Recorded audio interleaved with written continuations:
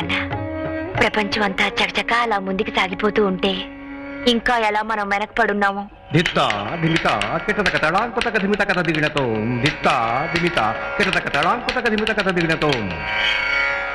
మన తోటి వాళ్ళంతా బిఏలు ఎంఏలు చదువుకుని హాయిగా జీవితం గడిపేస్తుంటే మనమేమిటక్క కూపస్తు మండు కాల్లా.